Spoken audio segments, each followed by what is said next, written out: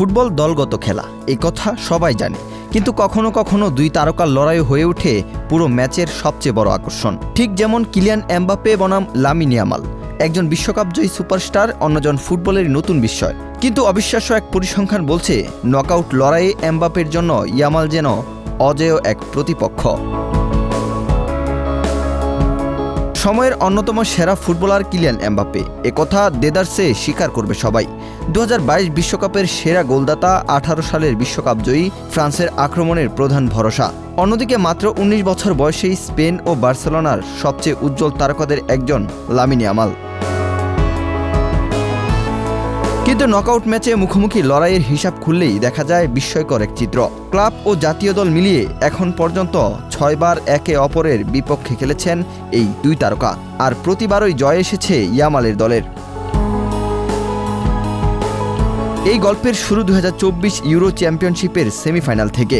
সেদিন এমবাপ্পের ফ্রান্সকে 2-1 গোলে হারিয়ে ফাইনালে উঠে স্পেন। ম্যাচে দুর্দান্ত এক গোল করে আলোচনার কেন্দ্রবিন্দুতে ছিলেন ইয়ামাল। এরপর উয়েফা নেশনস লিগের সেমিফাইনালেও হয় গোল বন্যা। রোমাঞ্চকর সেই ম্যাচে 5-4 ব্যবধানে আবারও জয় পায় স্পেন। ইয়ামাল করেন জোড়া গোল, এমবাপ্পে একটি গোল করলেও শেষ হাসি ছিল স্প্যানিশদের। ক্লাব ফুটবলেও চিত্রটা একই। স্প্যানিশ সুপার কাপের ফাইনালে রিয়াল মাদ্রিদকে 5-2 গোলে হারিয়ে শিরোপা জেতে বার্সেলোনা। গোল করেন দুজনই, কিন্তু ট্রফি উঠে ইয়ামালের হাতে। এরপর কোপা দেল রের ফাইনাল, অতিরিক্ত সময় গড়ানো ম্যাচে 3-2 গোলে আবারও রিয়ালকে হারায় বার্সা। এমবাপ্পে গোল পেলেও শিরোপা জিতে ইয়ামালদের দল। চলতি বছরের স্প্যানিশ সুপার কাপের ফাইনালেও একই চিত্র। 3-2 ব্যবধানে জিতে বার্সেলোনা। যদিও সেদিন গোল পাননি কেউই, তবুও জয় ছিল ইয়ামালের। সবশেষে 2026 বিশ্বকাপের সেমিফাইনাল। ডালাসে দাপুটে ফুটবল খেলেই ফ্রান্সকে 2-0 গোলে হারিয়ে 16 বছর পর বিশ্বকাপের ফাইনালে জায়গা করে নেয় স্পেন।